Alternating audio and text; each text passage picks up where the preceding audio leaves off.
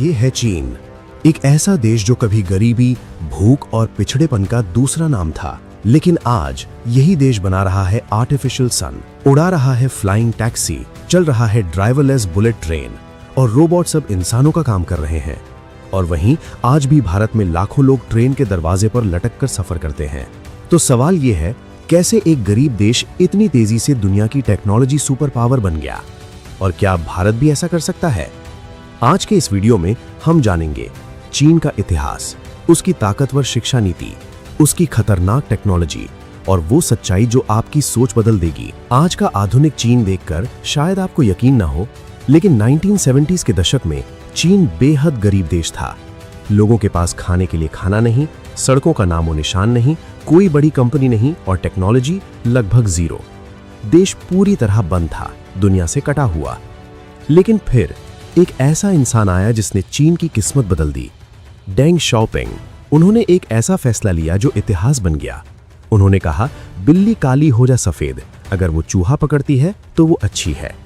मतलब साफ था, आइडियोलॉजी नहीं, रिजल्ट मायने रखता है। उन्होंने चाइना की इकोनॉमी खोल दी, फॉरेन कंपनीज को आने दिया, फैक्ट्रीज बननी शुरू हुई, जॉब्स बनने लगी। धीरे धीरे चाइना बन गया वर्ल्ड्स फैक्ट्री। लेकिन असली गेम तब शुरू हुआ जब चाइना ने कॉपी करना बंद किया और इनोवेशन शुरू किया। अगर चाइना की सफलता का एक राज है तो वो है उसकी शिक्षा। चाइना में बच्चों को बचपन से सिखाया जाता है, हार्ड वर्क इज एवरीथिंग।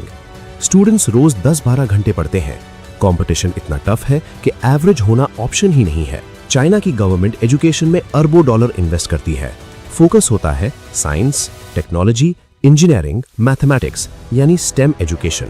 हर साल लाखों इंजीनियर्स निकलते हैं, इतने इंजीनियर्स जितने कई देशों की पॉपुलेशन भी नहीं होती। और यही लोग चाइना को बना रहे हैं टेक जायंट।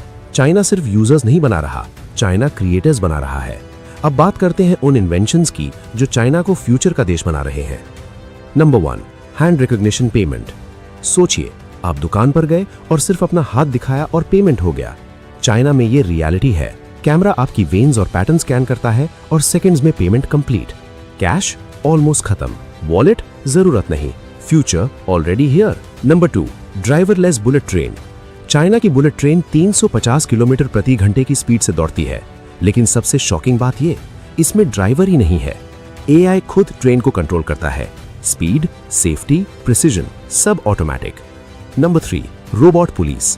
चाइना में अब पुलिस भी रोबोट बन रही है। ये रोबोट्स फेस रिकॉग्निशन से क्रिमिनल्स को पहचानते हैं, 24/7 काम करते हैं और बिना थके लॉ इन्फोर्स करते हैं।